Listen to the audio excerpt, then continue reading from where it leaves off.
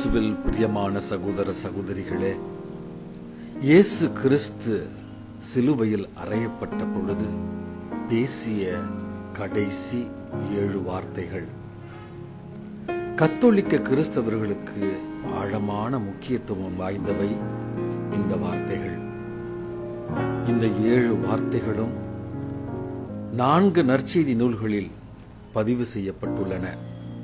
அந்த 7 வார்த்தைகளையும் சிந்தித்து இந்த திருப்பாடுகளின் முத்திரு நாட்களில் மிக முக்கியமான நாளாகிய இன்று அவருடைய துன்பத்தோடு நம்முடைய துன்பங்களையும் மனித பலவீனங்களையும் ஒப்பு கொடுத்து நமக்காகவும் நம்முடைய குடும்பங்களுக்காகவும் இன்று மன்றாடி ஜெபிப்போம். இயேசு, தந்தையே, இவர்களை மன்னியும், ஏனெனில் தாங்கள் செய்வது என்னவென்று இவர்களுக்கு தெரியவில்லை என்று சொன்னார். கிறிஸ்துவில் பிரியமானவர்களே, தன்னை சிலுவையில் அறைந்தவர்களுக்காக இயேசு மன்னிப்பு வேண்டுகிறார். இது அவரது அளவற்ற அன்பையும் பாவிகளுக்காக பரிந்து பேசும் புனிதத்தையும் வெளிப்படுத்துகிறது.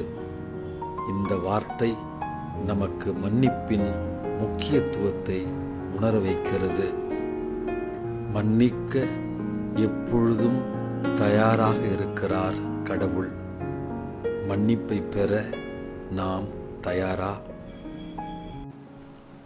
அதற்கு இயேசு அவனிடம், நீர் இன்று என்னோடு பேரின்ப வீட்டில் இருப்பீர் என உறுதியாக உமக்கு சொல்லுகிறேன் என்றார்.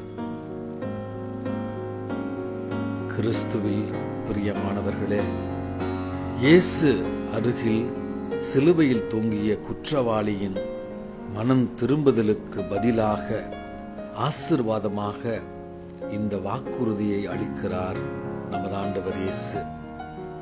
இது கடவுளின் கருணையையும் மனம் மாறியவர்களுக்கு நித்திய வாழ்வு உண்டு என்பதையும் காட்டுகிறது. எத்துணை பாவியாயினும் இயேசுவின் இதயத்தில் நமக்கும் ஒரு இடம் உண்டு. இயேசு தம் தாயையும் அருகில் நின்ற தம் அன்பு சீடரையும் கண்டு தம் தாயிடம், அம்மா, இவரே உம் மகன் என்றார். பின்னர் தம் சீடரிடம், இவரே உம் தாய் என்றார். கிறிஸ்துவில் பிரியமானவர்களே, இயேசு தன் தாய் மரியாவை யோவானுக்கு ஒப்படைக்கிறார். இந்த செயல் அன்னை மரியாவை அனைத்து மாந்தர்களின் ஆன்மீக தாயாக உயர்த்துகிறது. இந்த தாயை நம்முடைய குடும்பங்களுக்கு அன்னையாக, ஆன்மீக வழிகாட்டியாக ஏற்றிருக்கிறோமா? என் கடவுளே, என் கடவுளே, ஏன் என்னை கைவிட்டீர்? கிறிஸ்துவில் பிரியமானவர்களே, இயேசு மனித துன்பத்தின் உச்சத்தில் இந்த வார்த்தைகளை உரைக்கிறார். இது அவரது மனித இயல்பையும் தந்தையுடன் இணைந்திருந்தாலும் தனிமையும் வேதனையையும் வெளிப்படுத்துகிறது. துன்ப துயர நேரங்களில், வேதனையின் கொடூரங்களில் நாம் இறைவனை நினைக்கின்றோமா? தாகமாக இருக்கிறேன். கிறிஸ்துவில் பிரியமானவர்களே, இயேசு தனது உடல் துன்பத்தை வெளிப்படுத்துகிறார். ஆனால் இது ஆன்மீக ரீதியாக கடவுளின் நீதிக்கான தாகத்தை குறிக்கிறது. இயேசுவின் முழு மனிதத்தையும் அவரது தியாகத்தையும் நமக்கு எடுத்துரைக்கிறது. மண்ணுலக வாழ்வில் நீதிக்காகவும் அமைதிக்காகவும் நான் தாகமாக இருக்கின்றேனா? எல்லாம் நிறைவேறிற்று. கிறிஸ்துவில் பிரியமானவர்களே, இயேசு தன் பணியை நிறைவேற்றியதை இந்த வார்த்தை உறுதிப்படுத்துகிறது. மனித குலத்தின் மீட்பிற்காக அவர் தந்தையின் திட்டத்தை முழுமையாக நிறைவு செய்கிறார். இது நமது மீட்பின் வெற்றியை நினைவூட்டுகிறது.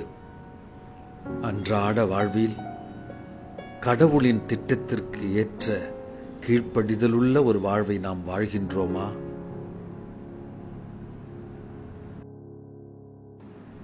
தந்தையே, உம்முடைய கைகளில் என் ஆவியை ஒப்படைக்கின்றேன்.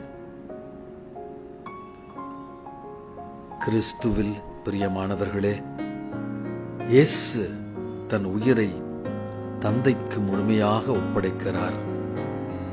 இது அவரது முழு நம்பிக்கையையும் கீழ்ப்படிதலையும் காட்டுகிறது.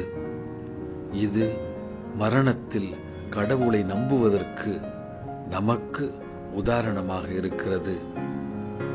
நம்முடைய அன்றாட வாழ்வில் இறை சித்தத்தை ஏற்கின்றோமா? ஜெபிப்போமாக. என்றும் வாழும் எல்லாம் வல்ல இறைவா, சிலுவையில் தொங்கிய எங்கள் ஆண்டவராகிய இயேசு கிறிஸ்துவின் கடைசி 7 வார்த்தைகளை தியானிக்க நீர் எனக்கு கொடுத்த இந்த பேரருளுக்காய் நன்றியப்பா. இயேசுவினுடைய துன்பங்களோடு எங்கள் துன்பங்களையும் மனித பலவீனங்களையும் ஒப்படைத்து அவரைப் போல வெற்றி வீரராய் நாங்களும் மீட்பின் பரிசை பெற்றுக்கொள்ள எமக்கு அருள்வீராக. எங்கள் ஆண்டவராகிய கிறிஸ்து வழியாக ஜெபிக்கிறோம் நல்ல தந்தையே. ஆமென்.